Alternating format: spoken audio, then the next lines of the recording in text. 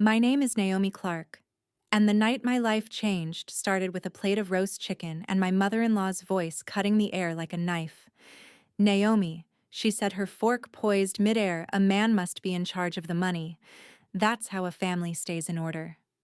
Trust me, you'll regret skipping this story. So before you sit back and listen, take a moment to like the video and subscribe to Grace's Truth. Now get in the mood to listen to this story, because it might be the ultimate sweet revenge. We were sitting at her long mahogany dining table, the kind that could seat 12, even though she never invited more than 4 people at a time. The chandelier above cast a warm light, but it didn't soften her eyes. They were fixed on me, sharp and expectant. My husband Daniel sat beside her, nodding like a dutiful student. I smiled politely and cut into my chicken, pretending her words were just an opinion, not a decree. But the air shifted when Daniel cleared his throat. "She's right," he said, not looking at me. "It's better for one person to handle the finances. Less confusion, more control." Control. That word stuck. We'd always kept our money separate even after marriage. We paid bills together, split savings for the house, and agreed on big purchases. It wasn't romantic, but it worked. I thought we were equals. Apparently, I was wrong. I sipped my water, stalling. "And by one person, you mean you." He gave a small laugh, like I'd said something silly. "Well, yeah. It just makes sense. You work a lot.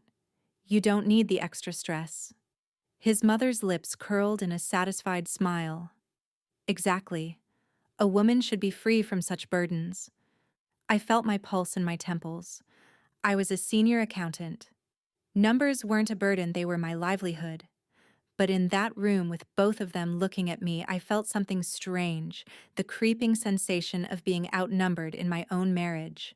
The conversation shifted to trivial things: his mother's garden, a neighbor's new car, but I couldn't focus. Her words echoed. His agreement echoed louder. That night, as we drove home, Daniel kept his hand on the wheel and his tone light. "Don't take it personally, Naomi. Mom's just old-fashioned. But she's not wrong. Think about it. If I manage the money, you can relax." Relax. The way he said it felt like a command disguised as a favor. I didn't answer. I watched the blur of streetlights through the passenger window, thinking about how easy it was for people to frame control as care. The next few days, it was small things: a comment about my overthinking purchases, a suggestion to streamline our bills. Then, one Thursday evening, he came into the kitchen holding a folder. "Babe, I've got some forms from the bank," he said. "Routine stuff just to make things easier." I was in the middle of chopping onions for dinner, but he laid the folder on the counter, flipping to a page with highlighted sections. "We'll consolidate accounts, simplify withdrawals, and I'll handle all payments. Just sign here and here." I skimmed the page. It wasn't routine stuff. It was a joint management agreement that gave him sole authority to authorize transactions. "I need to read this carefully," I said. He leaned against the counter, smiling. "Naomi, come on.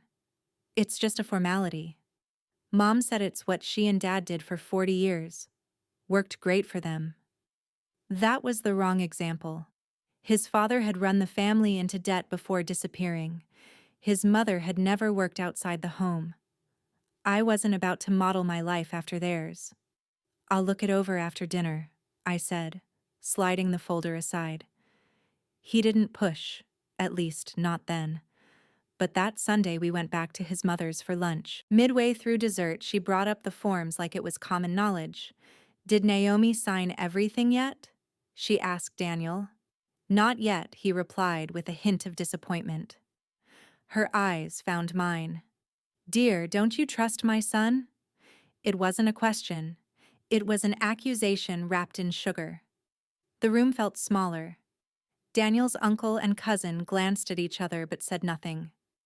My cheeks burned, not from guilt, but from the realization that this was an ambush. I forced a smile. Of course I trust him, but I also read everything I sign. It's just a habit. Her smile didn't reach her eyes. Sometimes habits can hold a marriage back. After that lunch, Daniel didn't wait. The moment we got home, he placed the folder on the coffee table. Sign it, Naomi. Please. This isn't a big deal. I looked at him for a long moment, the weight of my pen in my hand. My gut told me to refuse outright. But there was something in his voice, a blend of expectation and warning, that made me pause. I signed. It wasn't surrender, not yet. It was strategy. I wanted to see just how far he and his mother would take this. But as the ink dried, I had no idea I'd just handed them the first key to a lock they were building around me. The first sign that something had changed came 2 weeks later when my debit card was declined at the grocery store. It was a quiet Thursday morning. I'd left work early to stock up on essentials, milk, bread, vegetables, and a bottle of Merlot for the weekend. The cashier smiled politely as she scanned my items, the beeps of the register blending with the low hum of background music.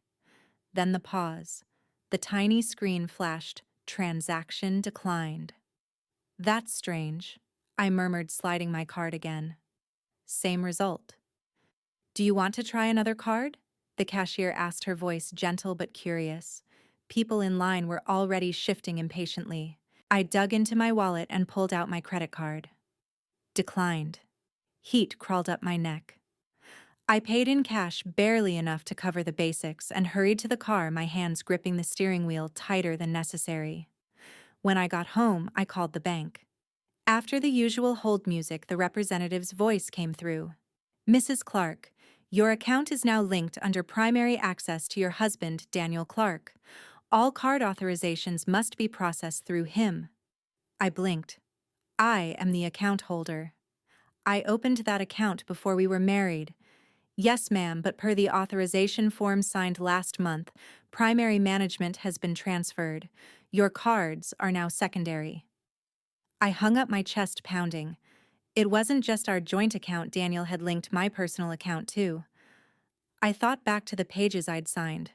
I hadn't realized the fine print extended to all accounts under my name. That evening, I confronted him the moment he walked through the door. "Daniel, why did I find out from the bank that you have primary access to my accounts?" He didn't even flinch, because now everything's streamlined. No more separate logins, no more juggling bills. "It's simpler this way." "Simple for you," I snapped. "You've effectively frozen me out of my own money." His tone stayed maddeningly calm. "You still have access. You just need to go through me for transfers or withdrawals. It's a safeguard." A safeguard from what? Myself. He sighed, rubbing the back of his neck like he was the one under strain. "Naomi, you've always been responsible. But this is about trust. If we're a team, we operate as one." That word again, trust. As if my independence was evidence against me. The next week, the changes multiplied. My online banking passwords no longer worked. Paper statements stopped arriving. Daniel had them sent to his email. Every time I needed to pay for something, it became a conversation. One evening, I asked for $200 to cover a friend's baby shower gift. Daniel hesitated, flipping through the mail before saying, "Do you really need to spend that much? We should be saving more." It wasn't the amount, it was the gatekeeping. His mother's voice became a constant background hum in our lives. She'd call to check in, her questions circling back to money. "Did Daniel help you with the budget this month?" "Are you staying on track?" One Saturday, while Daniel was in the shower, my phone buzzed with a message from her. "A good wife knows how to trust her husband's decisions. Don't make this harder than it needs to be." My stomach twisted. She'd made it her mission to enforce this dynamic. The turning point came when my younger sister Lily called in tears. Her car had broken down on the way to work, and she needed $500 to cover repairs. I didn't even hesitate. But when I brought it up to Daniel, he shook his head. "We can't just hand out money to your family whenever they ask. It's not our responsibility." "She's my sister," I said, my voice rising. "And it's my money. It's our money. Now." He corrected, the emphasis deliberate. The argument spiraled. He accused me of being reckless. I accused him of controlling me. Finally, he left the room, slamming the bedroom door. I sat at the kitchen table staring at the folder still tucked into the bookshelf. The folder I'd signed without a fight. It hit me then this wasn't about simplifying finances. It was about erasing my autonomy one helpful change at a time, and his mother was the architect behind it. That night, I lay awake listening to Daniel's steady breathing beside me. I knew I had two choices: keep pushing back and risk escalating the conflict, or step quietly into their trap and learn every contour of it before breaking free. I chose the latter. If Daniel wanted control, I'd let him think he had it. I'd smile at his mother's probing questions, nod at his lectures about teamwork, and make mental notes of every account password and paper trail he thought I'd forgotten. Because one day I would need that information. And when that day came, the balance of power wouldn't just shift, it would collapse entirely. I started my plan with silence. Not the cold shoulder kind, but the kind that hides sharp eyes behind polite smiles. Daniel didn't notice because he was too busy congratulating himself for helping me manage money. His mother didn't notice because she assumed my compliance meant she'd finally fixed me. Every time they talked about finances, I listened like a stenographer. I memorized which bank branches Daniel favored, which credit card statements he left on the counter for a few seconds too long before tucking away which bills came in paper versus email. I stopped arguing. That was key. If I pushed too hard, they'd get defensive and shut me out further. Instead, I began asking questions, but not about the right now, about the past. Hey, do you remember when we first set up that joint savings account? Which bank was it again? I can't remember our mortgage term. Was it 20 years? Or 25? Every answer went into a small leather-bound notebook I kept hidden in the back of my sewing kit. Daniel would never look there. At work during lunch breaks, I started learning about banking law, asset ownership, and how joint accounts could be unlinked. A friend in accounting explained something critical, Naomi. If you opened an account before marriage and never added him, it's still legally yours unless you signed over ownership. Did you? I had. That cursed simplification packet. But knowledge was still power.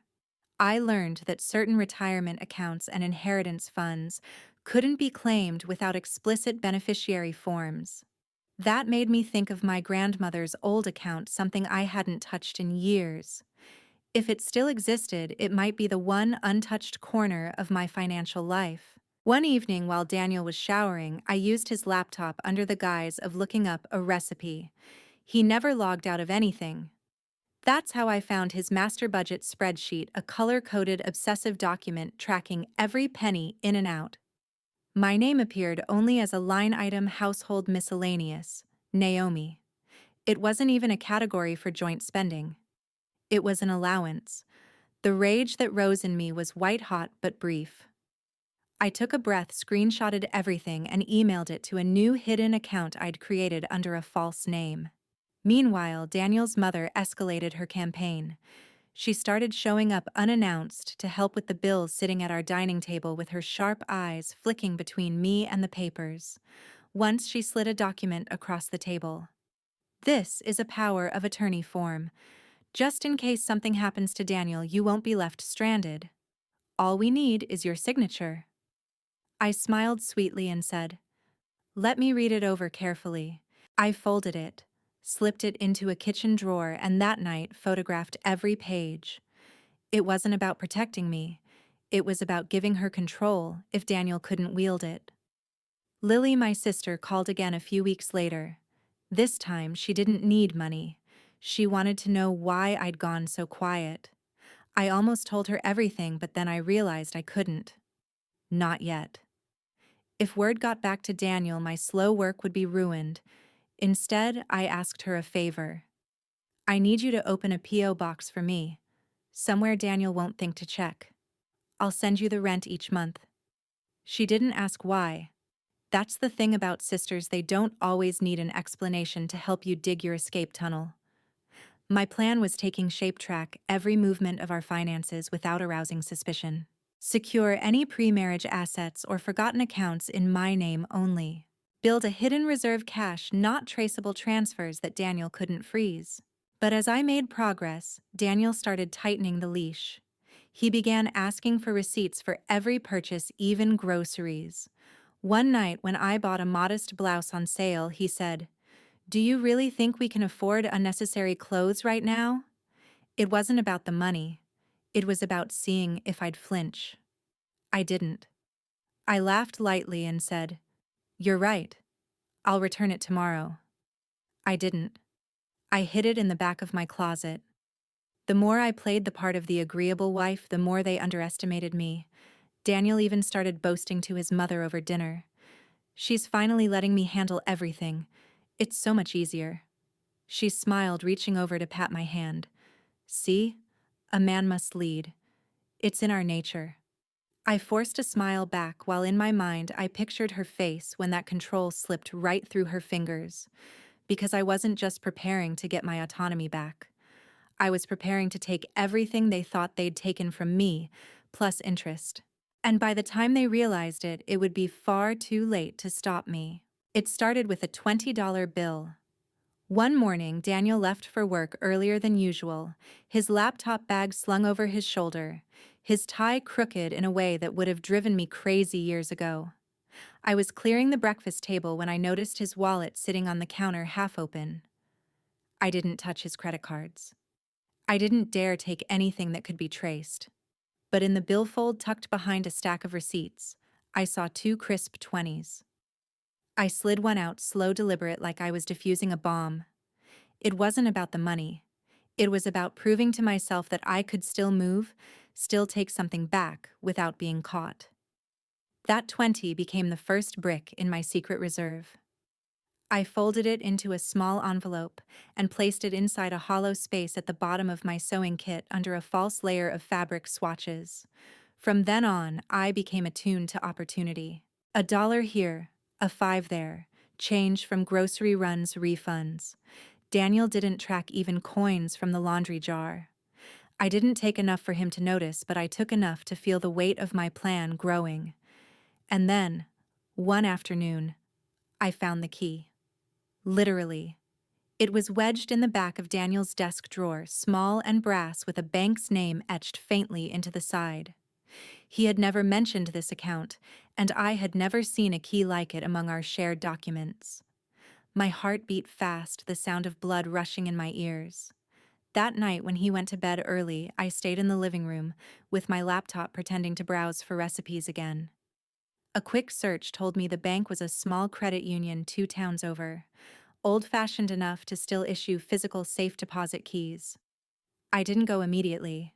That would have been reckless. I waited 3 weeks, long enough that my curiosity would seem casual if anyone asked. I told Daniel I was meeting Lily for lunch, and instead I drove the 40 minutes to the branch. The teller, a woman in her 60s with silver hair, barely glanced at me when I handed her the key. "Name?" she asked. "Naomi Ellis," I said, holding my breath. She checked a ledger. "Authorized secondary. Right this way." My pulse jumped. Authorized secondary meant Daniel had added my name without telling me, probably back when things were good, when he still thought of me as his partner. He'd forgotten to remove it. The safe deposit box was small, the kind meant for papers, not gold bars. Inside were neatly stacked envelopes, each labeled in Daniel's sharp handwriting, "Emergencies, gifts, house repairs." I opened "Emergencies" first.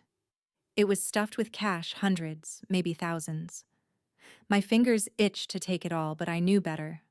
I took only one envelope labeled "Gifts," containing $600 in 20s. Enough to help me move my plan forward, not enough for him to notice missing immediately. Driving home, I felt a strange mix of exhilaration and dread. Exhilaration because I had just taken a piece of Daniel's hidden world. Dread because I knew once I started pulling at this thread, the whole fabric could unravel. Back home, I tucked the cash into a new hiding place, an old flour tin in the pantry that no one touched because it was dented and dusty. I layered actual flour on top, sealed it tight, and returned it to the back of the shelf. Over the next month, I became an actress in my own home. I laughed at Daniel's jokes, asked his mother for her casserole recipes, pretended to defer to their decisions about every purchase. The better I played the role, the less they suspected. But every few days, I made a move, depositing small amounts into a secret account I'd opened at a different bank under my maiden name, pulling tiny withdrawals from our joint account under the guise of cash for groceries, redirecting my freelance payments to my new account instead of the shared one. Meanwhile, I kept digging into Daniel's finances. The master budget spreadsheet was a treasure map if you knew how to read it. Buried among the columns, I found a line for consulting, private with regular deposits that didn't match his official salary. He was making extra money on the side and not reporting it. That discovery lit a fuse in me. It wasn't just about control anymore. It was about hypocrisy.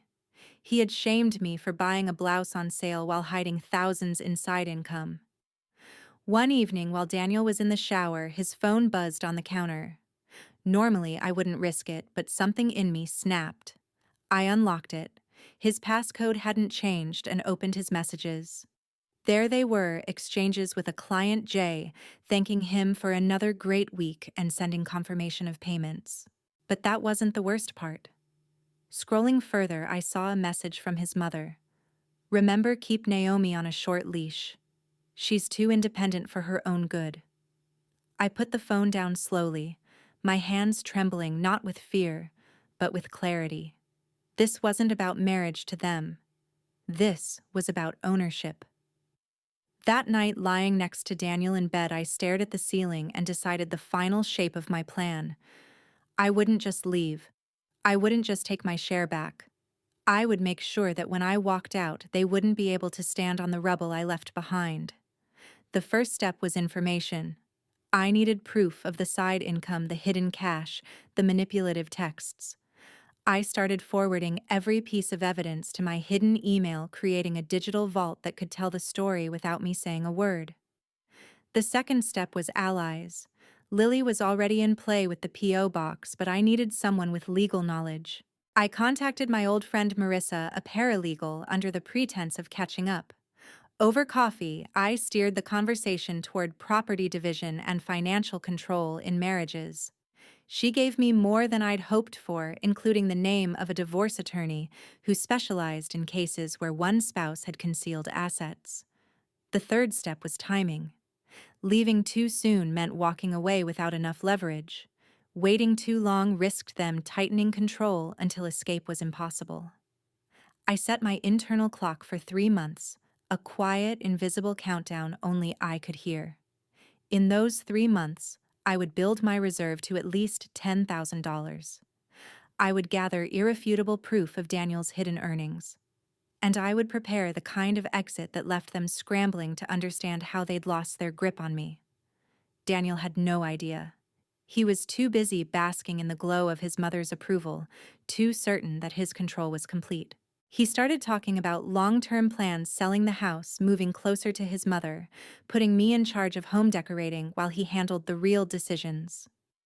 I smiled and nodded. Inside, I was already picturing the day I'd walk out the door, the flour tin empty, the safe deposit key in my purse, and their precious control crumbling into dust. Because the truth was, I wasn't just surviving anymore. I was building my escape. And when it came, it would feel less like leaving and more like taking back the life they thought they'd stolen for good. The countdown in my head had become louder. Every morning while pouring coffee, I'd mentally cross another day off the invisible calendar. Each night, as Daniel fell asleep to the hum of the TV, I'd remind myself 2 months and 12 days. 2 months and 11. By now, the flour tin in the pantry held close to $4,000. My secret account opened under my maiden name, Naomi Blake, had just passed $3,000. Small, steady amounts added up faster than I'd expected, like drops filling a bucket. Still, I knew money wasn't my only weapon. I needed unpredictability. Daniel prided himself on knowing exactly what I'd do before I did it. If I broke that pattern even in small ways, I could keep him from seeing the real move until it was too late. It started with the grocery list.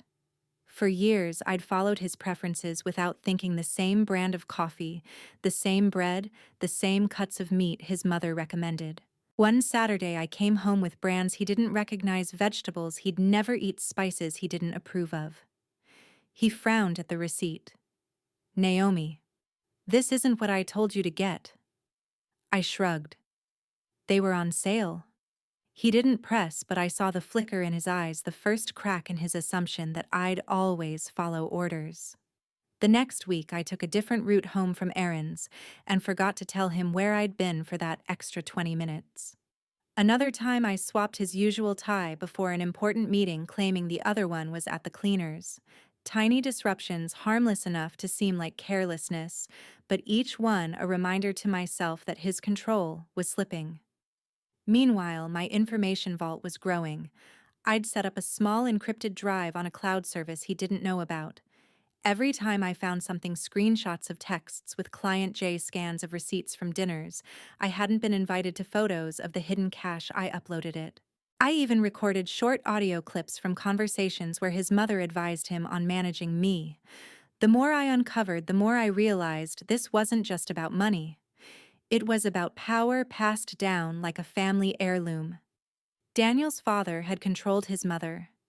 His mother had learned to control Daniel. And Daniel had chosen to pass it to me like a curse. Then 2 months into my countdown, something happened that could have derailed everything. I was cleaning the living room when I heard the front door open. Daniel wasn't supposed to be home until dinner, but there he was, standing in the doorway holding a single white envelope. "What's this?" he asked, tossing it onto the coffee table. It was a bank statement. My heart stuttered, but I kept my face calm. "Looks like junk mail." "It's addressed to you. From a bank I've never heard of." I picked it up slowly, my mind racing. It was from my secret account, but thankfully just a generic promotional letter, no account details. I smiled faintly. They're probably just fishing for customers. I'll toss it. He didn't look convinced, but he didn't push. Still, that moment was a warning. My margin for error was shrinking. After that, I changed my approach. No more paper trails to the house. I had statements sent to Lily's P.O. box, and I switched my bank's communication settings to email only using my hidden account. The pressure made me sharper. I noticed more than I used to. I noticed that Daniel's side consulting seemed busiest the same weeks he told me money was tight. I noticed that his phone calls with his mother always lasted exactly 12 minutes, never more, never less. And I noticed a shift in his tone toward me, not softer, but smugger, like he thought I was finally resigned to my place. That smugness was dangerous. It meant he felt untouchable. One rainy Thursday, while folding laundry, I heard his phone buzz in the bedroom. He was in the shower, so I took the risk again. This time, it wasn't Client J. It was a woman named Lena. "Dinner next week." Same place as before. Daniel's reply, "Can't wait." Same booth. The timestamp was from the night he'd told me he was working late. I didn't cry. I didn't even feel surprised. If anything, I felt a cold clarity settle over me. His control had never been about loyalty. It was about keeping me in a cage while he roamed free. That night, I made a decision that accelerated everything. My 3-month countdown became 6 weeks. The first move was to increase my withdrawals just slightly, just enough to speed the buildup of my reserve without triggering suspicion. I also began quietly moving non-financial assets, my grandmother's jewelry, a few heirloom books, a set of silver spoons Daniel thought were old junk, into a box at Lily's place. Then, I set the trap. I created a fake document, a spreadsheet mimicking the one Daniel used for his side consulting, but with exaggerated figures, false client names, and a few mistakes that would make it look sloppy. I left it open on my laptop one afternoon, knowing he'd glance if he walked by. 2 days later, he confronted me. "What's this file on your computer?" "Consulting. Private." "That looks awfully familiar." I widened my eyes. "Oh, that. It's nothing. Just messing around." I wanted to see what it would look like if I started my own freelance thing. His jaw tightened. You don't need to be doing that. I know, I said, feigning submission. It's just a hobby. But I could see it working. He was unsettled. He'd never considered that I might have my own secret income, my own version of what he was hiding. That uncertainty was the first step to making him defensive. The more defensive he became, the more mistakes he'd make. By the start of week 4, my reserve was over $9,000. The flour tin was almost too full to close, and my hidden account was gaining faster than ever. The encrypted drive had evidence that could destroy him in court: financial concealment, emotional manipulation, possible infidelity. But I wasn't ready to hit yet. I wanted him unsteady enough that when I left, he wouldn't even know which direction I'd gone. One evening, I came into the kitchen to find him on the phone with his mother, whispering in the corner. When he hung up, he said, "We're going to visit her next month. I want you to help her reorganize her kitchen while I take care of some paperwork for her." I smiled sweetly. Of course. Inside, my pulse quickened. That trip could be the perfect cover for my final move. If I played it right, he'd walk into his mother's kitchen expecting me to be unpacking dishes, and instead, he'd come home to an empty house, a cleaned-out safe deposit box, and a legal notice on the counter. I started planning the trip like a military operation. The timing of the moving truck, the route I'd take to my new place, the friend who'd keep my phone until I had a new number. Every step rehearsed in my head until it felt as real as breathing. And still I smiled at him over dinner, laughed at his jokes, and asked about his day as if I weren't counting down to the day I'd disappear from his life forever.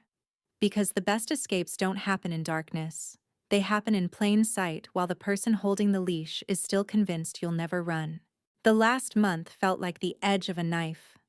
Every movement had to be calculated, every smile measured, every answer timed just enough to keep Daniel believing I was still his dutiful wife. We had a departure date for his mother's house 3 weeks away. In his mind, it was a casual family visit, a chance for him to help her with paperwork while I reorganized her kitchen. In mine, it was the perfect cover. My reserve had crossed $11,000. The flour tin in the pantry was stuffed to its limit, so full I had to tap it on the counter to get it to close. My hidden account held the rest safe from Daniel's prying eyes. But money was only part of the escape. The real work was making Daniel feel just secure enough to lower his guard. I started cooking his favorite meals again, not because I cared, but because familiarity lulled him. I stopped making little mistakes with the grocery list. I asked about his day more often.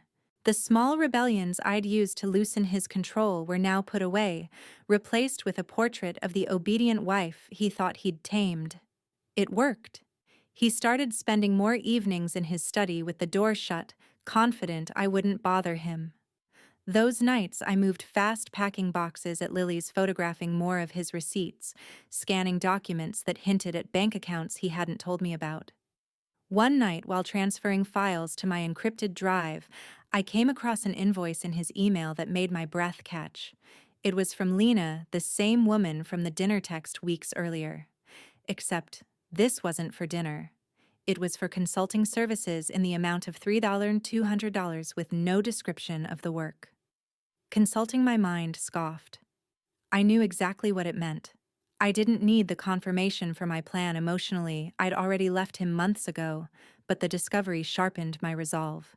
Every dollar he had hidden, every lie he thought I hadn't caught, every smug smile when he believed I was too dependent to leave, those would fuel me when the moment came. 2 weeks before the trip, I met with my lawyer again. We went over the timing. On the second day of our visit, while Daniel was running errands for his mother, the moving truck would arrive at our house. My friend Mark, who owed me more favors than I could count, would supervise the movers. The safe deposit box would be emptied that same day by another friend with a signed authorization letter. The legal notice filed for both separation and asset freeze would be delivered to Daniel via courier before we got back from his mother's. The precision made me feel both powerful and strangely calm. I was no longer reacting to Daniel's control. I was building my own structure, one he couldn't shake. Then came the unexpected test. A week before we were set to leave, Daniel suggested almost casually that we combine our accounts again. "You've been doing so well lately," he said, sipping his coffee. "I think we can go back to how things used to be. It's easier to manage everything from one place." Inside, alarms went off. This wasn't generosity. This was him sensing on some level that I had my own stream of resources. I gave him a warm smile. "That makes sense. Let's talk about it after we get back from your mom's." That delay bought me the time I needed.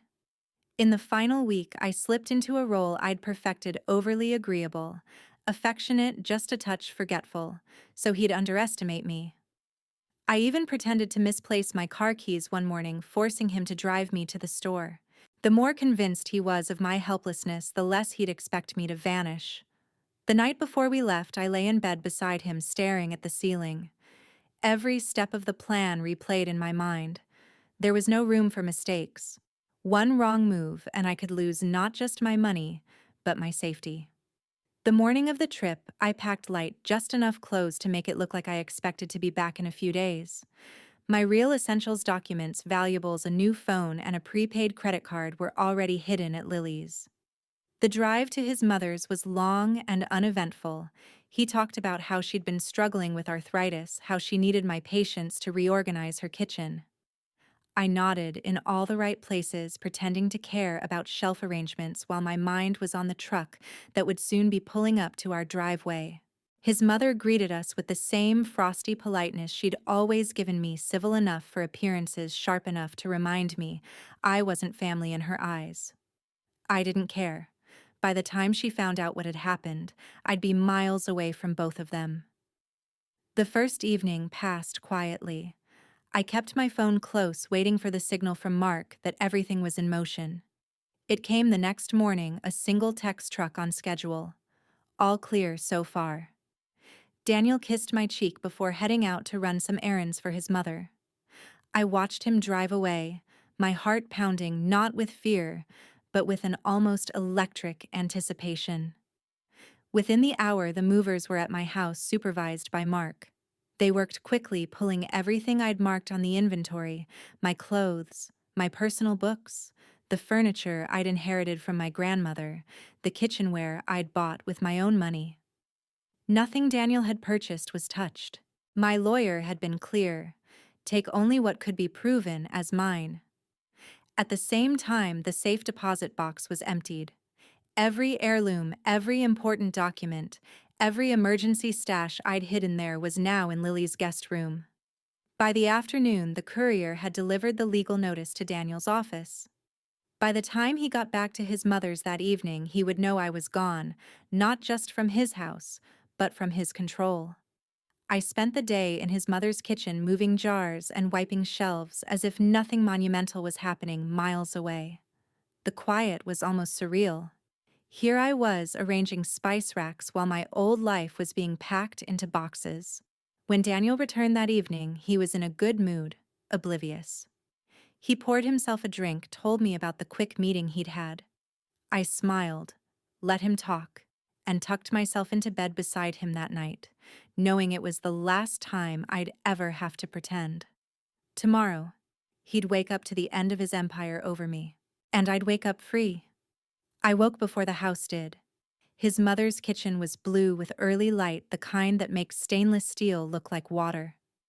I put the kettle on just to have a sound, then stood at the window and counted my breaths, like I was keeping time with the day, finally catching up to the truth. My burner phone buzzed first, a single checkmark emoji from Mark. The truck was gone. The storage unit locked, the inventory signed. A minute later, my attorney's message appeared on my real phone: filed.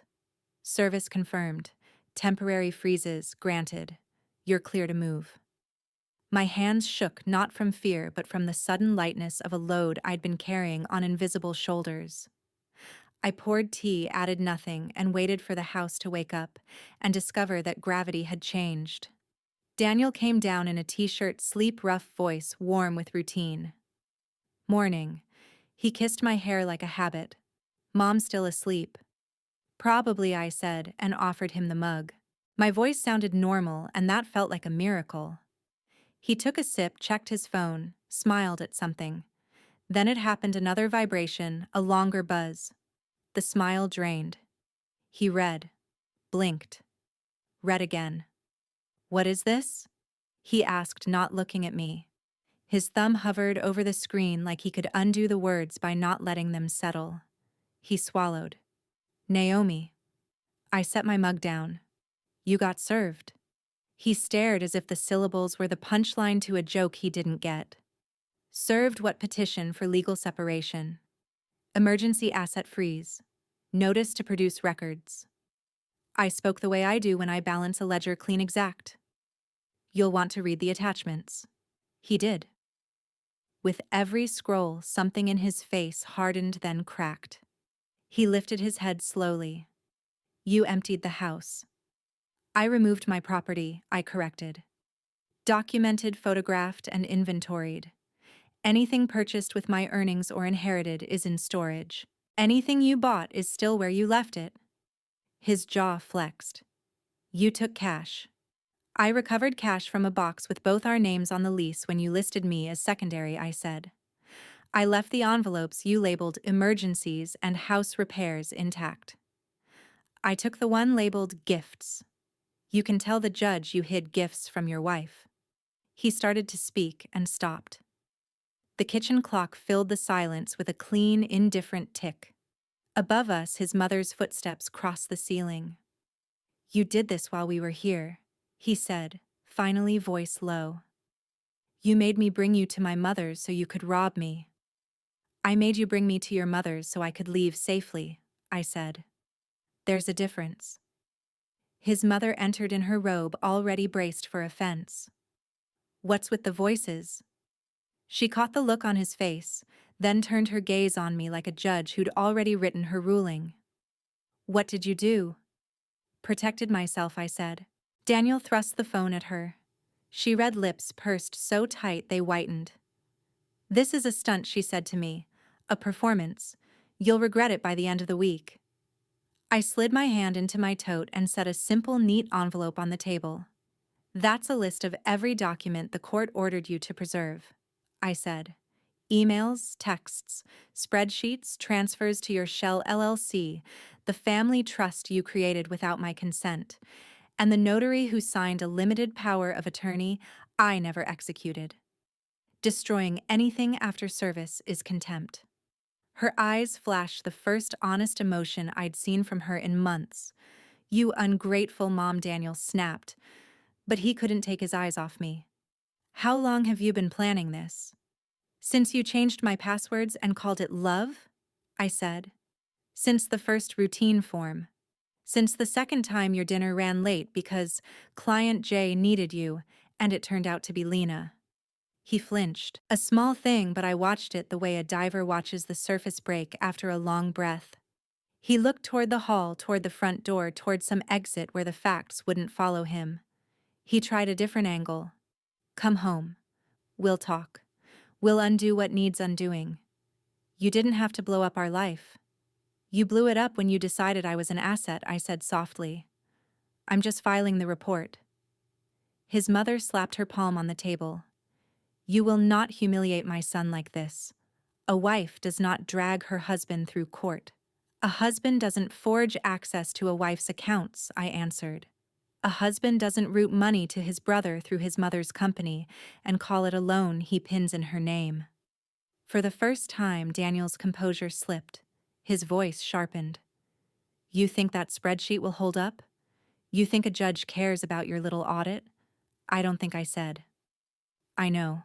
Because the judge already cared enough to freeze accounts and order preservation. Because the tracer micro-deposits I placed months ago flag the path your money took. Because I kept the envelopes, the screenshots, the audio of you telling me last week I wasn't entitled to give my sister $500 of my own savings. It's not a little audit, Daniel.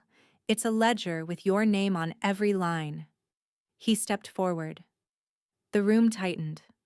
My body remembered every night I'd kept the peace by becoming quiet. It didn't have to anymore. I lifted my phone not as a threat, just enough that the small red recording dot was visible. "Don't," I said. He saw it. Something in him recalculated.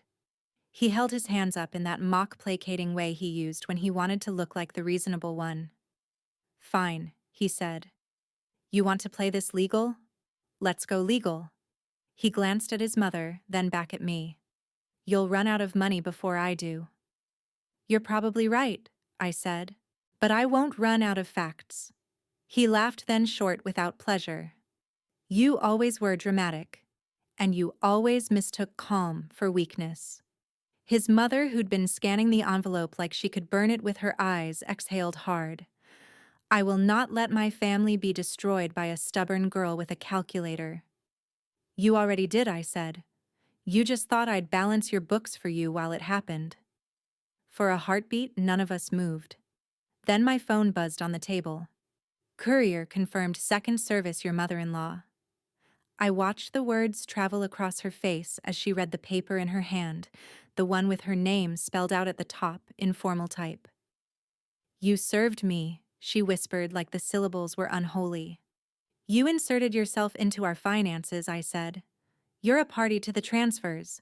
The court needs your records." Her robe sash shifted as she straightened to her full imperious height. "Get out of my house."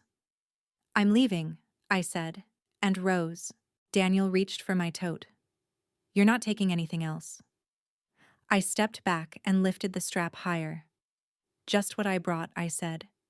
"And what's mine?"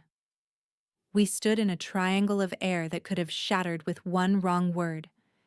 Instead, I slid my wedding ring off and set it on the table. It made the smallest sound metal against wood, and it echoed like a bell. His face barely changed, but his hand did a small tightening fist that he forced open. My recording app watched everything. "I booked a car," I said. "You can call the police if you'd like. They'll tell you it's a civil matter. They may also remind you that violating a freeze order is not." He didn't call. He just stared, as if memorizing the outline of the person he'd assumed would always be there. His mother turned away, clutching her robe at the throat like cold had found her. I walked to the front door with steady steps and opened it to bright, ordinary morning. The rideshare waited at the curb, engine ticking. The driver looked at me in the mirror and smiled a small, professional smile. "Naomi." "Yes," I said. As we pulled away, I looked back only once. Through the front window, I could see the kitchen, the square of table, the clock, the ring-catching sun. Daniel's head bowed over the papers he hadn't believed in 10 minutes ago. His mother's silhouette in the doorway like a tall shadow that finally couldn't reach me. The car turned and the house dropped out of the frame. My phone buzzed again. "Mark unit secured. Keys with Lily. My lawyer, hearing set for Friday. We've got this." I rested my forehead against the glass and let the road hum, write a new rhythm in my bones. For months, I had moved like a person underwater, measured and slow, learning to breathe where there was no air. Now the surface broke. Air rushed in. It stung, then it warmed. I texted Lily on my way. She replied with a heart and a pin to the cafe 2 blocks from her place. Warm croissants, strong coffee, new keys. When I stepped out of the car, the air smelled like rain that hadn't happened yet. At the cafe window, Lily lifted a hand. I lifted mine back, the simplest exchange and the first honest one I'd had in too long. Inside, she wrapped me in a hug that let the last of the old gravity go. "You did it," she whispered into my hair. "I did it," I said, and heard my voice match the fact. We walked slow to her apartment. In the hallway, she pressed 3 keys into my palm on a ring with a small brass tag B2. It felt like the opposite of the one I'd found in Daniel's drawer, the same weight, the same cold. But this one opened a door I chose. I turned the lock, stepped into a room that smelled like soap and lemon oil and possibility, and set my tote down. The silence wasn't empty. It was spacious. Somewhere, a neighbor's radio played an old song I hadn't heard in years, and for a moment I stood still and let it make a map of the future in the air. Then I exhaled long and clean and began. The first night in Lily's apartment, I didn't sleep much. It wasn't fear keeping me awake. Fear had been a constant for so long that it almost felt like a dull ache I'd learned to ignore. This was something different. This was the quiet kind of alertness that comes after you've escaped the storm, but can still hear its echo somewhere over the horizon. The room was dark except for the thin strip of streetlight bleeding through the blinds.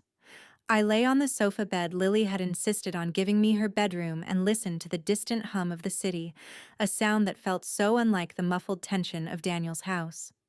Every time I closed my eyes, I saw the look on his face when I slid my wedding ring across the table. It wasn't shock. It was the realization that his grip had loosened without him noticing. By morning, my head was clearer. The plan for the next few days was simple.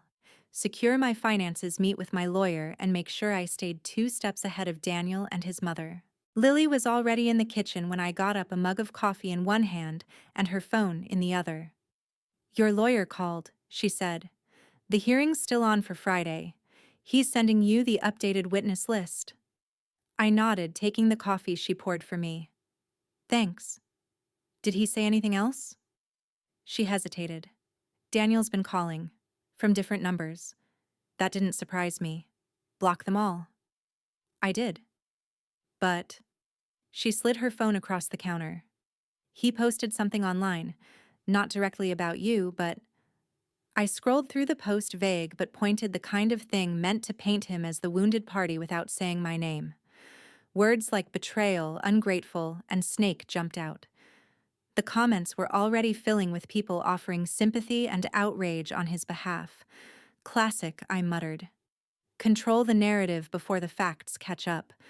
"You could respond," Lily said carefully. I shook my head. "Not yet. The courtroom is where I respond.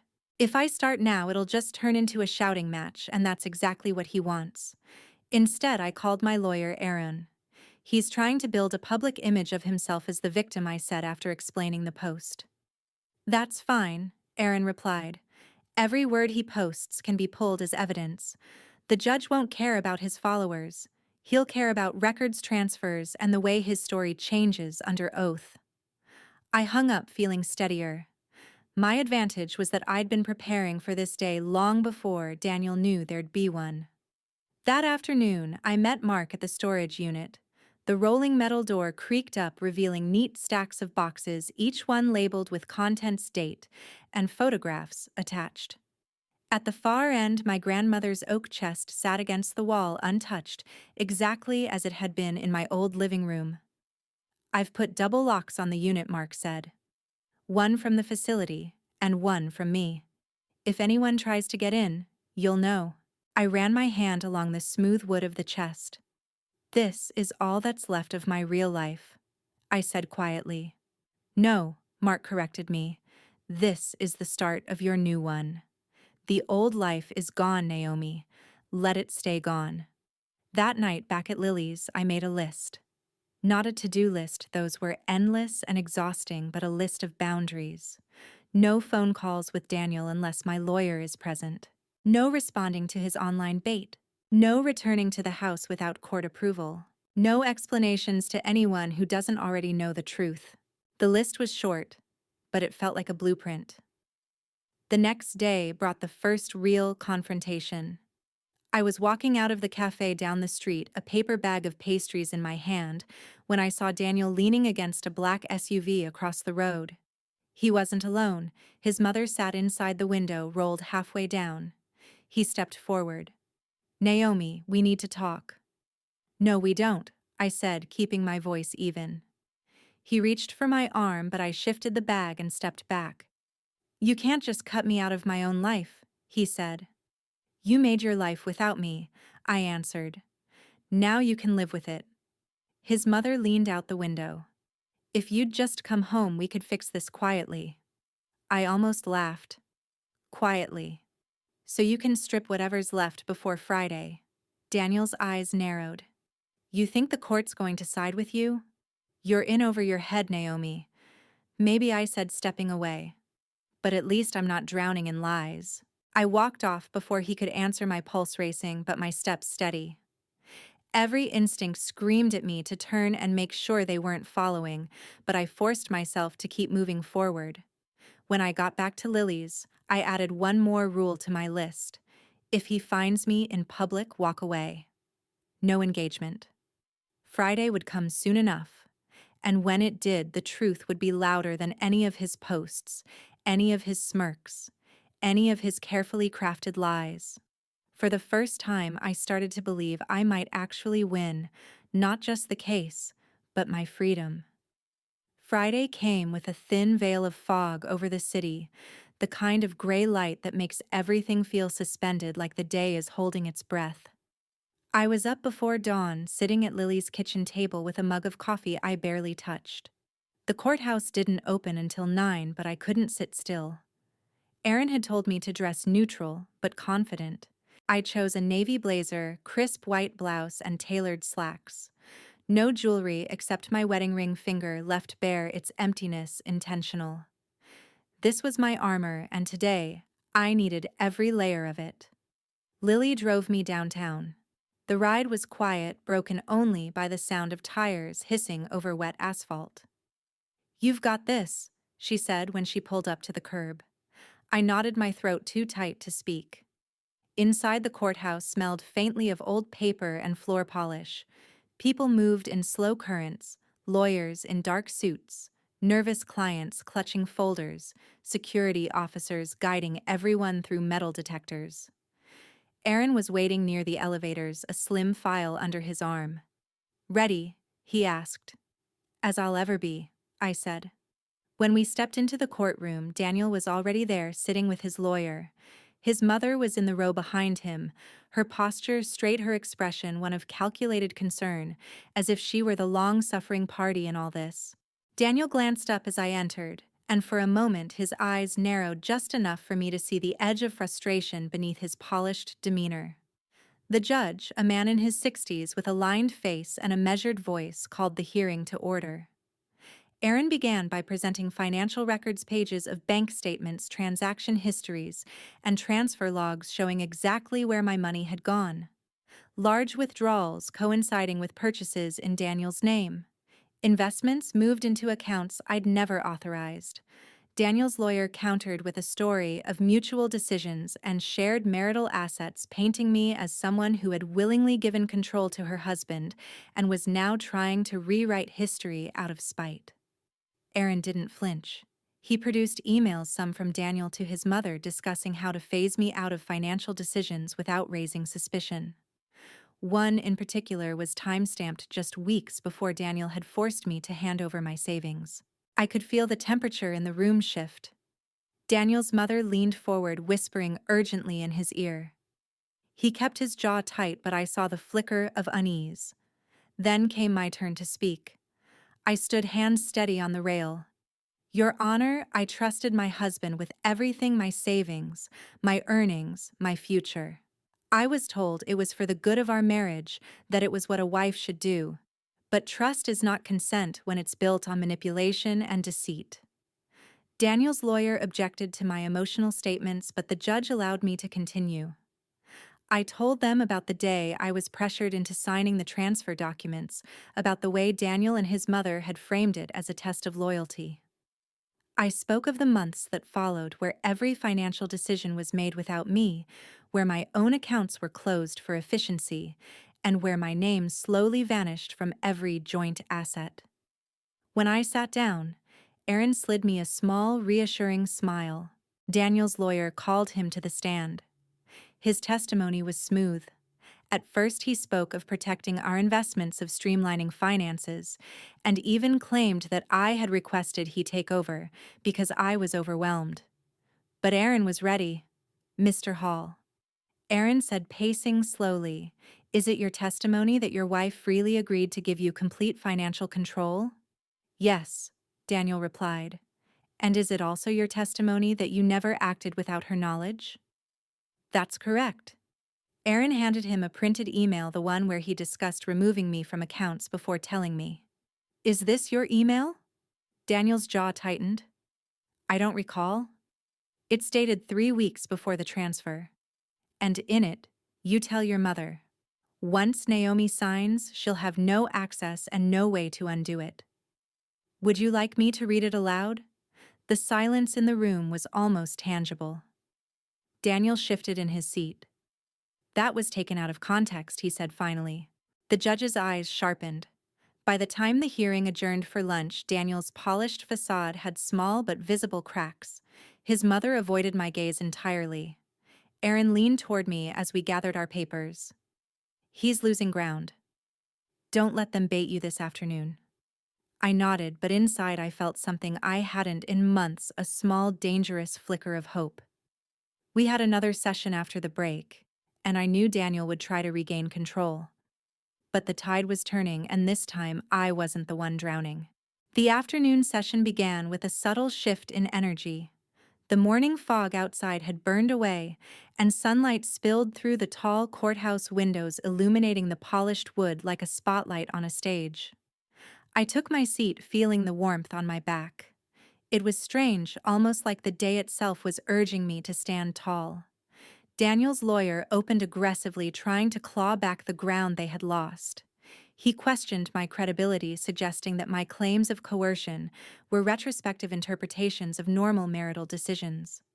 He even went so far as to say, "Mrs. Hall is perhaps confusing regret with abuse." I clenched my jaw, but didn't react. Aaron had warned me, let them talk themselves into arrogance. When it was our turn, Aaron introduced a witness. I hadn't been expecting Mark, one of Daniel's former colleagues. My eyes widened when I saw him step into the witness box. Daniel's head snapped toward his lawyer in disbelief. Mark testified under oath that Daniel had boasted more than once about securing his wife's assets so she couldn't waste them on sentimental nonsense. He recalled a conversation at a company retreat where Daniel, drink in hand, laughed about how Naomi doesn't even realize she's already signed herself out of the game. Daniel's lawyer tried to discredit Mark, painting him as a disgruntled ex-employee. But Mark remained calm, his answers precise. "I'm here because I believe she deserves to know the truth." What he did wasn't just bad business, it was personal. The judge took notes quietly, his expression unreadable, but I caught the faint tightening at the corners of his mouth. Then came the financial expert Aaron had hired. She explained in simple, deliberate language how Daniel had shifted my funds into an investment shell tied to his mother's business, effectively cutting off any legal claim I had unless I could prove fraud. She pointed out irregular transfers and inconsistencies in the dates moves that seemed deliberately timed to avoid my notice. Daniel's face grew darker with each word. His mother sat rigid, her hands clasped so tightly her knuckles were white. When the expert finished, Aaron rose for one final cross-examination of Daniel. "Mr. Hall, why, if your intentions were to protect the marriage's finances, did you never once include your wife's name on the accounts where her funds were deposited?" Daniel hesitated. "It was simpler that way. Or was it safer for you?" An objection was raised, sustained, but the question hung in the air like smoke. By the time we adjourned for the day, the balance of the case had shifted. I could feel it in the way Daniel avoided my eyes as he left, in the way his lawyer spoke to him in low, urgent tones, in the way his mother's proud shoulders seemed to slump ever so slightly. Aaron walked me out of the courthouse. The air was warm now, the earlier chill gone. "We're close," he said. "If tomorrow goes the way I think it will, he's going to have to make a choice: keep fighting and risk losing everything, or settle before we dismantle his entire defense." I exhaled slowly. "And if he settles, then you get your life back. Not just the money control. Freedom." That night back at Lily's, I didn't sleep much. My mind kept replaying Mark's testimony, the expert's breakdown, and the flicker of fear in Daniel's eyes. For so long, he had been the one pulling strings in the shadows. Now the light was catching up to him, and he had nowhere left to hide. I wasn't naive. I knew tomorrow could bring another ambush, another attempt to twist the narrative. But something had shifted inside me, too. I no longer felt like the woman who had been backed into a corner, forced to hand over her future. Tomorrow I was walking into that courtroom not as a victim, but as someone ready to reclaim everything that had been stolen. The next morning, I woke before dawn. The city outside was still dark streetlights flickering against the faintest glow of sunrise. I made myself a cup of coffee but barely drank it, my stomach was too tight. Today wasn't just another day in court. Today was the day Daniel and his mother would have to choose between keeping their lies intact or saving themselves. When I arrived at the courthouse, Aaron was already there, leaning against the railing near the front steps. He was calm, collected, but I could see in his eyes that he was ready for a fight. "We stick to the plan," he said, "no matter what they throw at you." Inside, the courtroom felt colder than usual. Daniel sat at his table in a tailored charcoal suit, his mother beside him in a cream jacket, pearls perfectly in place. She looked like she'd dressed for a photo in a society column, but her eyes darted from me to Aaron to the judge's bench with an edge of unease. The morning session began with Daniel's lawyer trying to regain control of the narrative. They called Daniel back to the stand, attempting to portray him as a responsible husband acting out of fiscal prudence. He spoke about preserving our assets and shielding the family from financial risk. But Aaron had been waiting for this. On cross-examination, his voice was quiet, almost casual. "Mr. Hall, can you explain why, in March of last year, you withdrew $75,000 from an account funded entirely by your wife's inheritance and used it as collateral for your mother's business loan?" Daniel stiffened. "It was a family matter." "We were all benefiting," Aaron cut in. "A family matter. The loan was in your mother's name. The business is solely hers. Isn't it true that Naomi's name appears nowhere in the loan agreement, nor does she have any ownership stake in the business?" Daniel hesitated, the silence stretching just a second too long. "That's how it was structured. Simpler." Aaron's tone sharpened.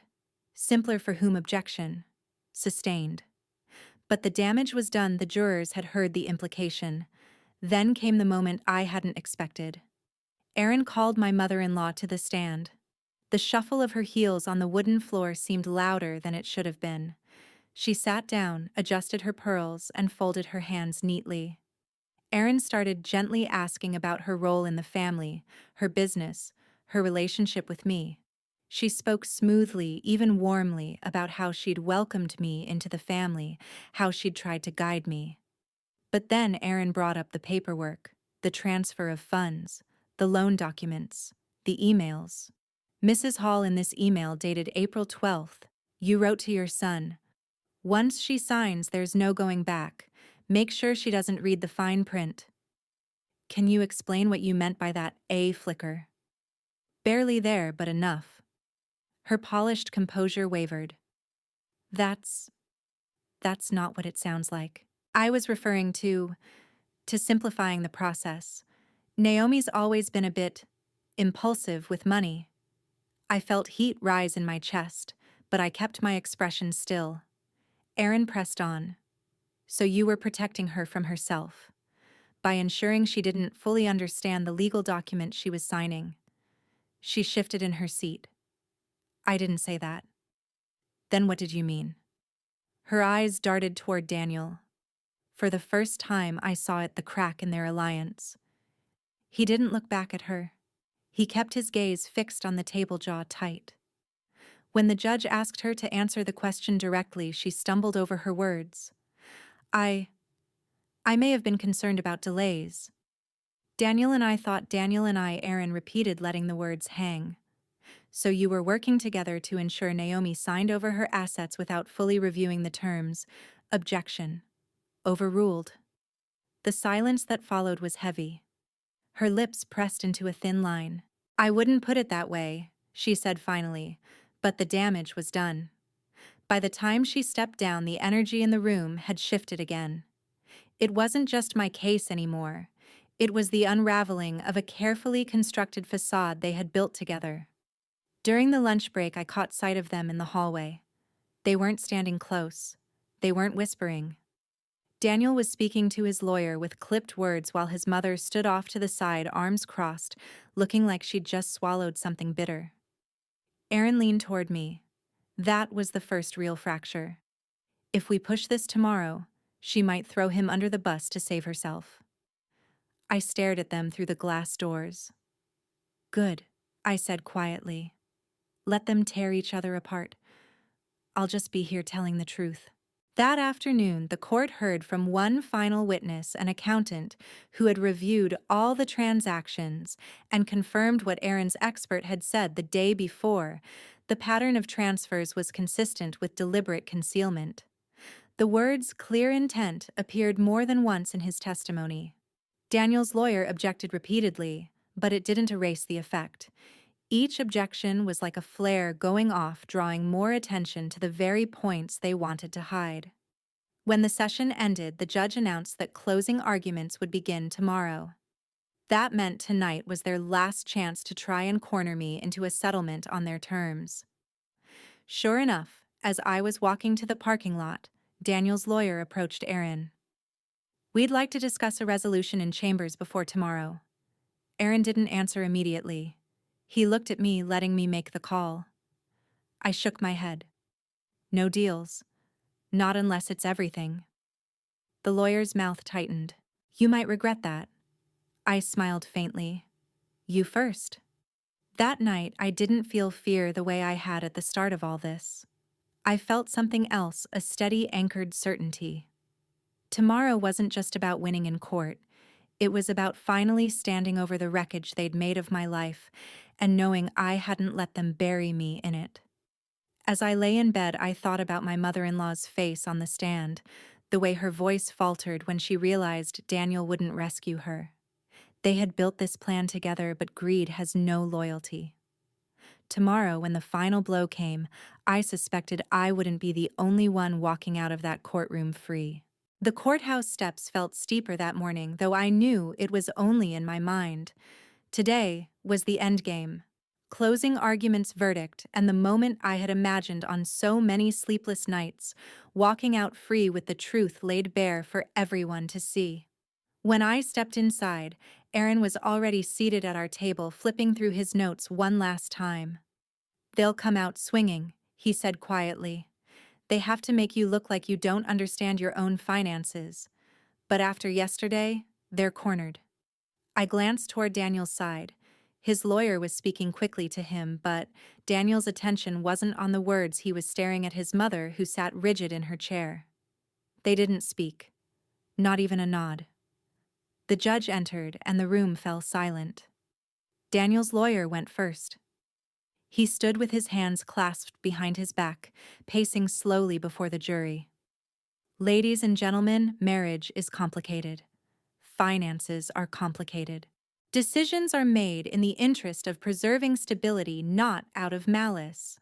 My client acted out of responsibility. His actions were to protect, not to harm."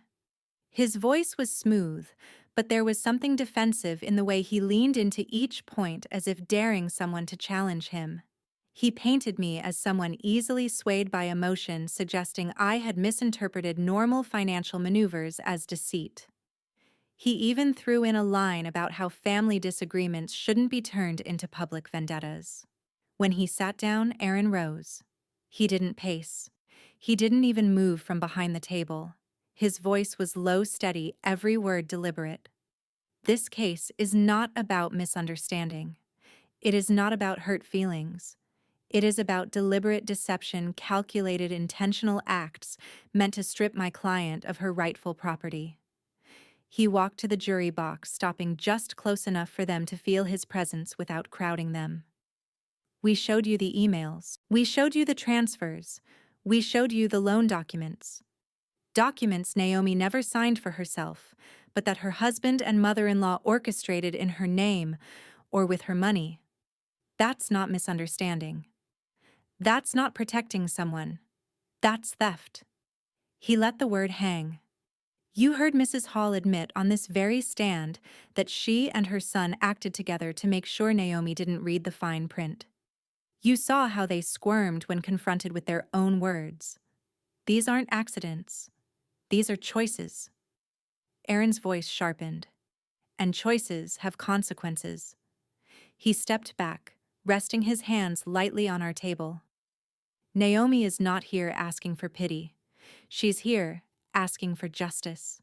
And justice means holding both of them accountable for what they did. Don't let polished words and expensive suits distract you from the truth you've seen with your own eyes. The courtroom was silent when he sat down. The judge read the final instructions to the jury and then they filed out to deliberate. The sound of the heavy wooden door closing behind them was like the click of a lock in my chest. Minutes stretched into hours. We stayed in the courtroom waiting. Daniel sat stiffly, his lawyer leaning toward him now and then whispering, but he barely responded. His mother avoided looking at either of us, her gaze fixed somewhere on the far wall. At one point, I caught Aaron watching them. "She's going to flip," he murmured. "If she thinks the verdict will ruin her more than him, she'll save herself." I believed him. You could see it in her, the way her fingers tapped against her knee, the way her lips tightened whenever Daniel moved. The alliance that had crushed me for so long was fracturing right there in front of me. Finally, the bailiff announced the jury had reached a verdict. My heart pounded so loudly I almost didn't hear the judge call us to rise. The foreperson stood holding the paper in both hands. The judge's voice was calm, almost too calm. In the matter of Naomi Hall versus Daniel Hall and Margaret Hall on the claim of fraudulent transfer and concealment of assets, how does the jury find? The foreperson glanced once toward me, then back at the paper. We find in favor of the plaintiff. It was like the air returned to my lungs all at once. The judge nodded. On the matter of restitution, the jury awards the plaintiff the full value of the transferred assets plus punitive damages in the amount of... She read the figure and I saw Daniel's head jerk slightly. It wasn't just a number. It was a sentence. His lawyer's shoulders slumped. Margaret's eyes widened, then narrowed, calculating in real time how much of that would come from her. The gavel came down. Court is adjourned. And just like that, it was over. People began to rise, the scrape of chairs loud against the wooden floor. I didn't move right away. I just stood there, breathing it in, the moment I had fought for, the one they told me I'd never reach. Aaron touched my arm lightly. "You did it." I glanced toward Daniel. He was already in a heated whisper with his lawyer, his jaw tight, his shoulders rigid. Margaret had stepped slightly away from him, arms crossed, her face pale but her expression steely. She was protecting herself now. Whatever loyalty she'd had to him was over. As I walked toward the door, Margaret's gaze met mine.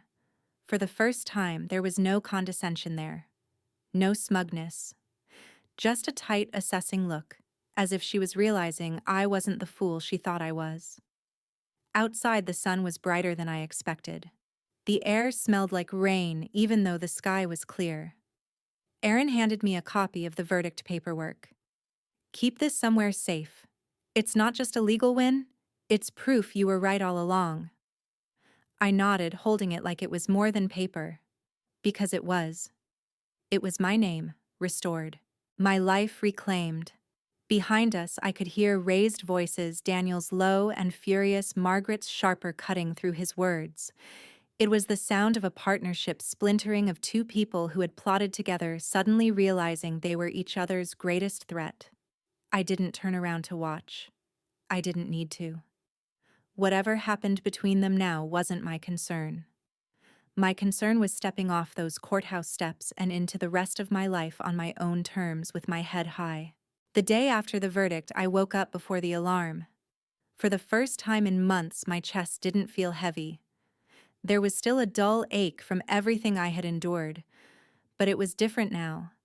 Less like a weight pressing me down and more like a scar, proof that I'd survived. I made coffee without rushing. No phone vibrating with urgent calls from Aaron. No documents waiting to be signed under a time limit designed to confuse me. Just the quiet hum of the machine and the morning sun slanting across the kitchen counter. But peace didn't mean silence. My phone lit up with messages, friends, neighbors, even distant relatives I hadn't heard from in years.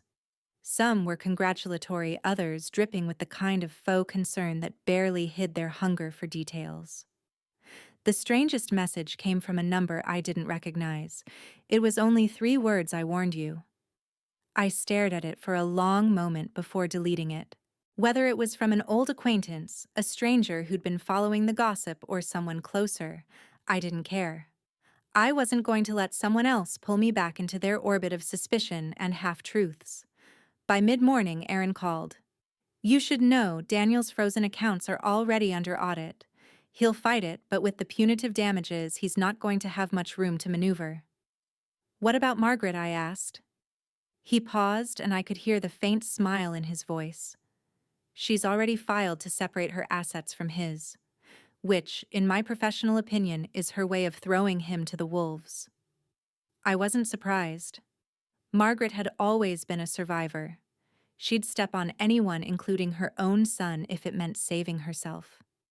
"Do you think she'll come after me again?" I asked. Aaron's tone sharpened. "Not legally. She's exposed now. Anything she tries will only make her look worse." But socially, he sighed. "She might try to rewrite the story. People like her always do." And she did. By the end of the week, I started hearing from mutual acquaintances that Margaret was telling people she had been misled by Daniel, that she had never known what was in the documents, and that she was heartbroken over how things had turned out. It was galling, but it also didn't matter anymore. I had what I needed. Still, I wasn't naive. Daniel wasn't going to simply vanish into the background. Sure enough, on the fourth day after the verdict, a friend sent me a screenshot from social media.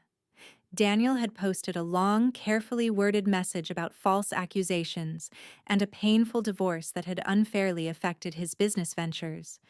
He didn't mention me by name, but the implication was clear. Aaron's advice was simple: do not engage. You've won in court.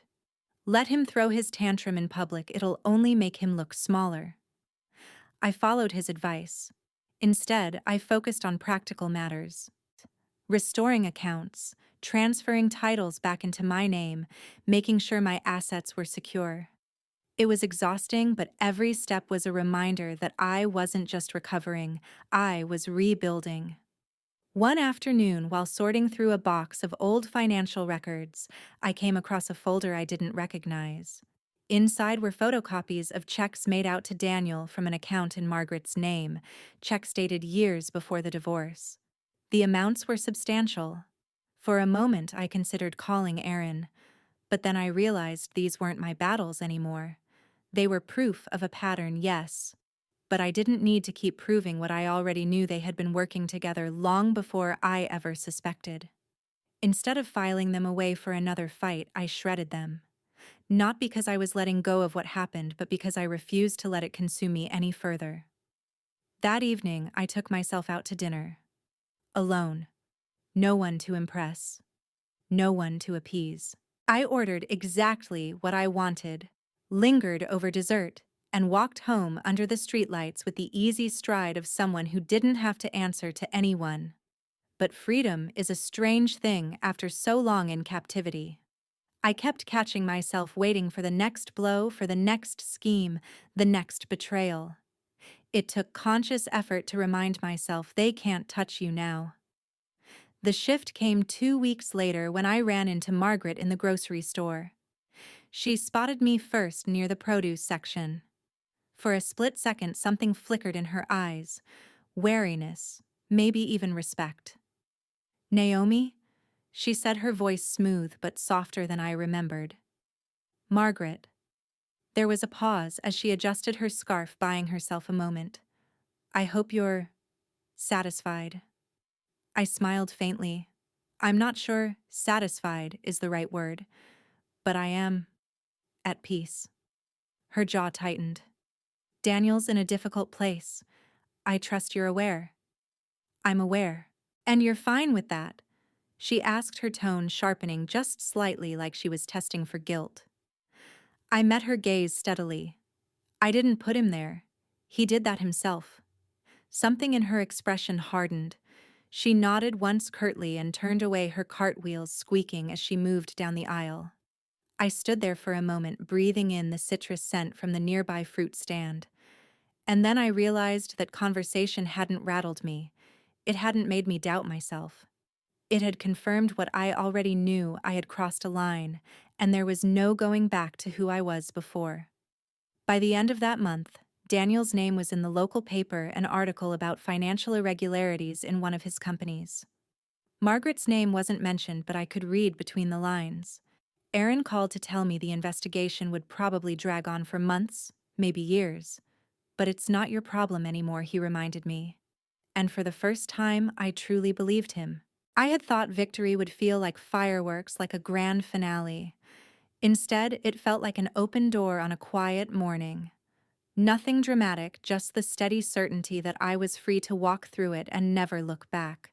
The first real sign that my life was shifting came not from the legal world, but from an unexpected invitation.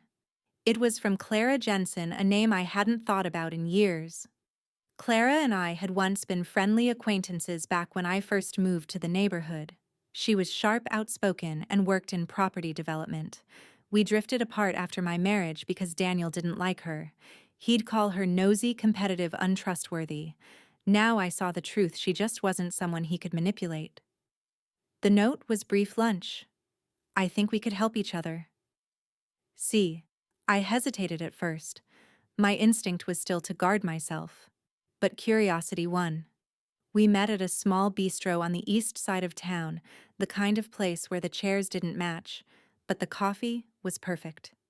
Clara was already there when I arrived, wearing a navy blazer and the same unapologetically bold lipstick I remembered. "Naomi," she said warmly, standing to hug me. "You look different." I laughed lightly. "Older free," she corrected with a knowing glint in her eye. Over salads and coffee, she got to the point.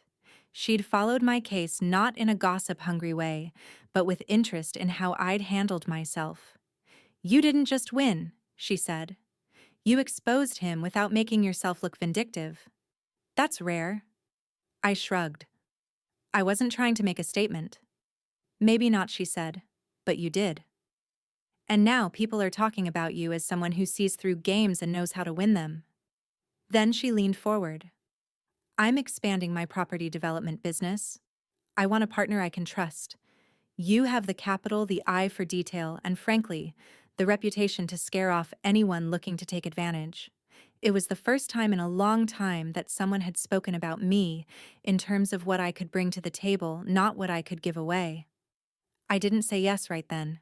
But I left that lunch with something new, a sense that my skills, my persistence, and my survival could be turned toward building something, not just defending what I already had.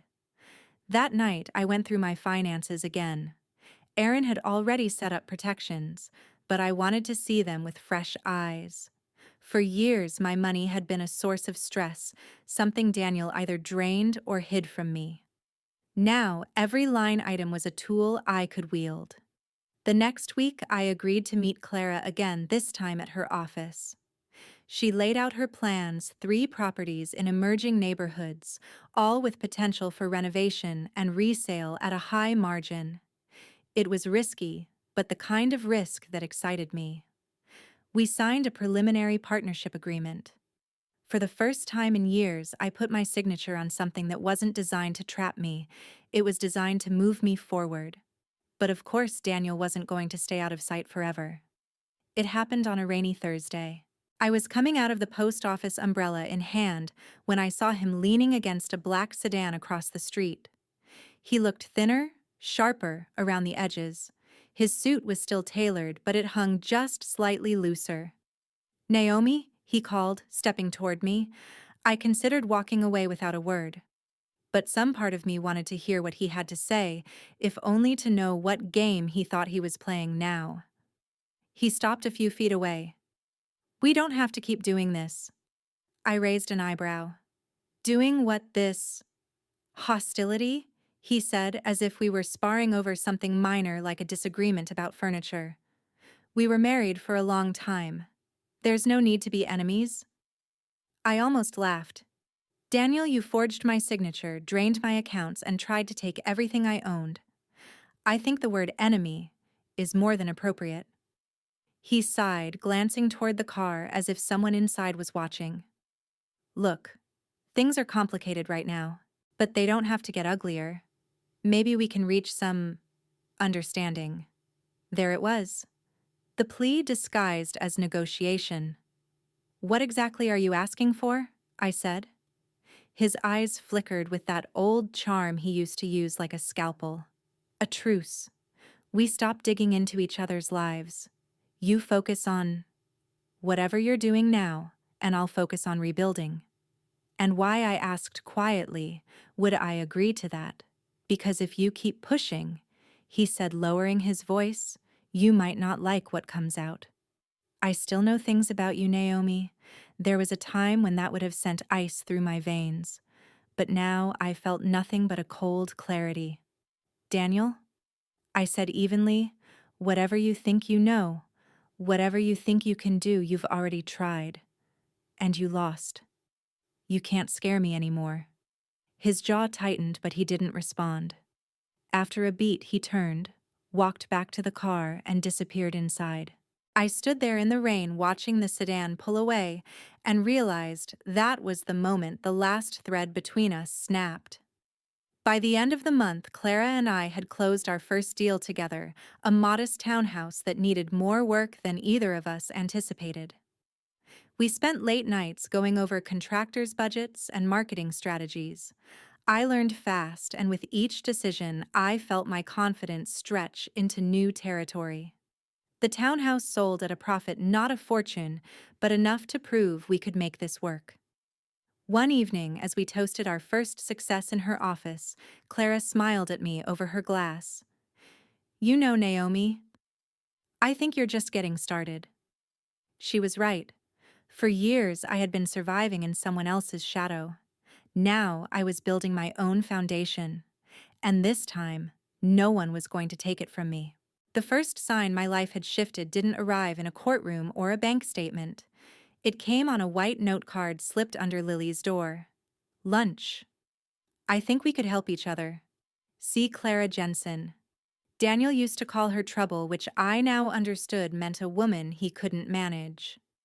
We'd been cordial years ago before I learned to make myself small to keep the peace. I held the card a long moment, then texted yes. We met at a bistro where the chairs didn't match and the espresso tasted like intention. Clara stood to hug me, took me in with a quick, appraising glance, and smiled. You look different. Older, I said. Free, she said, and I felt it land. She didn't circle the point.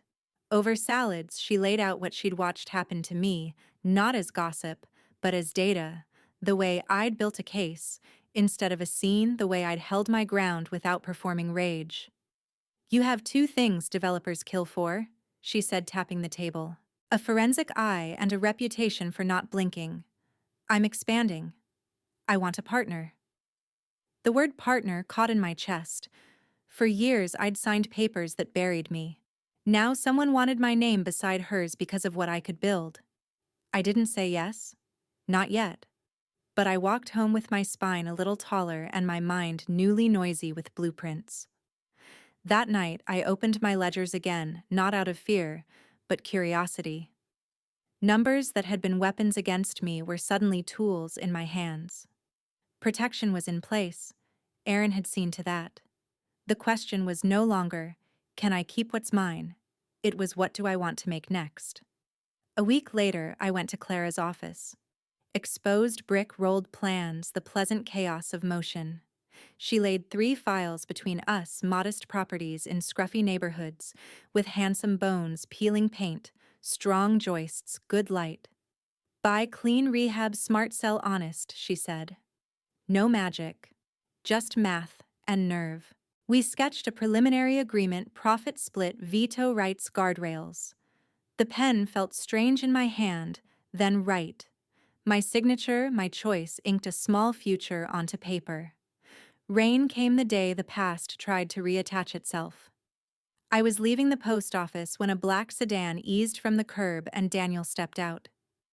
He looked narrowed like the suit remained, but the man inside it had been reduced. Naomi, he said, closing the distance to a polite 3 feet. We don't have to keep doing this. Doing what I asked. This hostility. We were married a long time. He put on the voice he used at work events, the one built for rooms with hors d'oeuvres. Let's be reasonable. The old reflex to explain to defend rose and fell. What do you want, a truce? He said. We stop digging into each other's lives. You focus on whatever projects you're chasing, and I focus on rebuilding. And if I don't, he lowered his voice, I still know things about you. There it was, the last dull tool in his box, the hint of a secret, the implied shadow. Once it would have turned me to ice. Now it just made me tired. You've already tried fear, I said softly. It didn't work. You don't get to direct me anymore. Something dark flickered across his face, then smoothed. He turned back to the car. The door shut with a sound that felt like punctuation. I stood in the rain until the sedan disappeared, then exhaled a breath I didn't realize I'd been holding since the day I first signed the wrong form. Clara and I closed on the first house 2 weeks later. It was stubborn plaster that crumbled when you touched it, wiring that told stories from 3 owners ago. I spent evenings in paint-splattered clothes reading bids, checking invoices, running the numbers twice, then once more for luck. Decisions came like small doors I could open without asking permission. I had forgotten how good it felt to trust my own hand. We staged the house with light and restraint. Sun through new glass. Floors revived to a low glow. Nothing flashy, just honest bones shone clearly. At the first open house, a young couple walked from room to room, touching door frames like they were greeting something they'd been looking for. Their offer landed the next morning, solid, clean fare, not a fortune. Enough to prove the equation worked, buy, repair, release. That evening, Clara poured 2 short glasses in paper-thin tumblers and raised hers. To the first brick, she said. To the first brick, I echoed. On the walk home, the air cool and faintly electric, I thought of Margaret's hands strangling her pearls on the stand. Of Daniel in the rain bargaining with a power that no longer answered to him. Of my own signature on a page that did not erase me. Back at Lily's, I opened a new ledger. Not the old one of losses and thefts, but a clean book for Begin's Project 1 Profit Emergency Cushion Reinvestment Schedule. I wrote the first line slowly, enjoying the weight of the numbers, the sound of my pen making future out of ink. Before sleep, I stood at the window and watched the streetlights throw quiet coins of light across parked cars.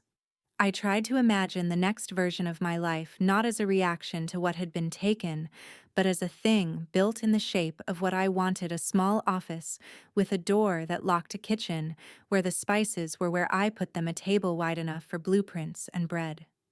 When I finally lay down, the house hummed its ordinary hum. No waiting for a key in the lock. No calculating how to keep the peace. The silence wasn't empty anymore. It was room. And in that room, I could feel it, something steady as bedrock under the newest parts of me. I was not merely free of him. I was free for something. I signed for the keys to the little brick bungalow on a Tuesday morning that smelled faintly of rain. The agent slid the envelope across the desk, and I read my name where it mattered most on the deed alone, once, twice, a third time, just because I could. When I stepped inside that afternoon, the rooms held the echo of previous lives, faint outlines on the walls. Where else? Someone's frames had been the hush of a house waiting for a new rhythm. I set my tote on the kitchen counter, opened the window, and let the air move. Spider silk light stitched the sink, the tile, the blank space where spices would go. For a few minutes, I stood there with my palms flat on the cool laminate and listened to the hum of a refrigerator that belonged to no one but me. Freedom has a sound. It's quiet, even shy. It's the seconds that unfold without permission slips. I made coffee and drank it, leaning against the counter, opening drawers to learn the kitchen, like you learn a person's soft close here, a wobble there, a little stubbornness in the corner cabinet that needed a firmer hand. I labeled shelves in pencil, flower, oils, tea receipts. It felt like drawing a map to a place I was finally allowed to keep. Clara came by with a plant and a bottle of something sparkling. We sat cross-legged on the bare floor and toasted without glasses. To firsts, she said. To firsts, I echoed, and it wasn't the champagne that warmed my throat, it was the word. Work filled the weeks in bright, necessary ways. The second property closed. Contractors argued amiably over the best route for the new plumbing. I learned the specific, unglamorous pleasure of a tidy spreadsheet that pointed toward a profit no one else could siphon. Some evenings, I'd stay at the site until the light faded, running my hand along new banisters, marveling at how wood yields and holds, how the right cut can turn a raw angle into a line that looks inevitable. On Sundays, I wrote letters I never sent. One to the woman I had been apologizing for giving. One to Lily, thanking her for the door she opened and the silence she kept. One to Margaret that I tore up after a paragraph because I realized she'd never hear it. One to Daniel that I didn't begin. The absence of that letter was its own answer. A few times the past tried to rattle the new windows. A mutual acquaintance relayed that Margaret had joined a charity board and was doing just fine. I wished her exactly what she deserved, a long life in rooms where the lights are too bright to hide anything. Daniel's name surfaced attached to a civil suit. Then it drifted out of my feed. I didn't look harder. I had learned what paying attention to him had cost me. I bought a small safe. Inside it, I placed the verdict paperwork, the title to my car, the deed to the house, and a note written in my grandmother's careful hand, an old grocery list I'd found at the bottom of her oak chest butter sugar flour patience. I liked the order of it. I liked the reminder. Money had been the ground on which the war was fought, but the war was about power. I wrote that sentence on an index card and taped it inside the pantry door. Under it, another card. Trust is not consent. Simplicity is not surrender. We is not a lever. On bad days, I'd open the door and read the words aloud until my heartbeat slowed. On good days, I didn't need to. I started taking long walks at dusk when the streetlights blinked awake and the sky forgets its blue. Sometimes I passed couples arguing on porches, their hands moving like traffic signals. Sometimes I passed kitchens lit bright as stages. I could never see the details, only the gestures, but I always wished the stranger inside, whoever they were, the one thing I had finally given to myself, a ledger that belongs to you alone. When the first snow threatened, I drove out to the edge of town and stood under the cold sky in front of my grandmother's grave. I didn't say much. I didn't have to. I told her I'd used the things she left me, money, recipes, a spine, and that I had stopped mistaking endurance for love. A wind went through the trees like a coat being shaken out. I tucked my hands into my pockets and went home. The day we listed the second house, Clara tossed me the lockbox key. "Your turn to hang it." She grinned. On my way to the porch, I caught my reflection in the new glass. Not younger, not softer, clearer. I clicked the box in place and felt the small certainty of metal meeting metal. I hosted my first dinner the next weekend. Nothing special, soup, salad, bread, but the table held friends who had become witnesses to the reassembly of a life, and that made even the simplest food taste like a ceremony. We ate slowly. We laughed the kind of laughter that doesn't check for permission. No one asked me where the money was, or why I bought this instead of that, or whether I had kept the receipts. When they left, I stood in the doorway and watched their taillights strand red threads down the street. Then I washed the dishes, wiped the table, and turned the lights off in rooms that stayed mine when they went dark. A week later, the mailbox coughed up a thin envelope with no return address. I knew the handwriting before I opened it. 2 lines heavy with the old performance. "We could have had everything if you'd just trusted me. Now we have nothing." There was no name at the bottom. There didn't need to be. I folded the paper on its crease and slid it into the safe, not as a relic, not as a wound, but as an artifact. Proof of the story I refused to carry any farther than the length of that metal box. Then I took a walk, bought oranges, and came back to slice them over the sink, the peel spraying sun into the air. The house smelled like citrus and winter. That night, I wrote something new in the front of my ledger above the columns: what I keep my time, my attention, my name, my keys, my quiet, my joy. What I no longer carry your rules, your hunger, your weather. And for a long time, I sat there, pen in hand, not trying to find more words, just letting the ones I had be enough. The fade, when it finally came, was not dramatic. It was ordinary in the way I had prayed for ordinary to be possible again. Morning light through clean glass, coffee in a mug no one else chose. Work that asked for the best of me and got it because I wasn't giving it away for free. I found myself humming as I measured flour, counting backwards in a kitchen that matched my hands. Paychecks entered and balanced under headings I alone wrote. Boundaries held. The door shut when I wanted it shut, opened when I opened it. I do not miss the woman who begged to be believed. I honor her. She kept the books when no one else would, and she left a trail the truth could follow home. If you're listening because something in my story brushed against your life, because you've been told a rule that wasn't love, but control, because we had started to sound like a lock, hear me, your ledger can be yours again. It doesn't have to be loud, it does have to be yours. Start where you are, hide the copies, learn the roots. Ask for help that does not ask you to vanish. Patience isn't passivity when it's pointed at freedom. Trust me, you'll regret skipping the part where you pick up your own pen. If this resonated, share your story in the comments, tell me what you kept, what you're letting go. And if you want more true stories about power reclaimed and quiet victories, subscribe to Grace's Truth. I'll be here in a kitchen with the window open, saving you a seat.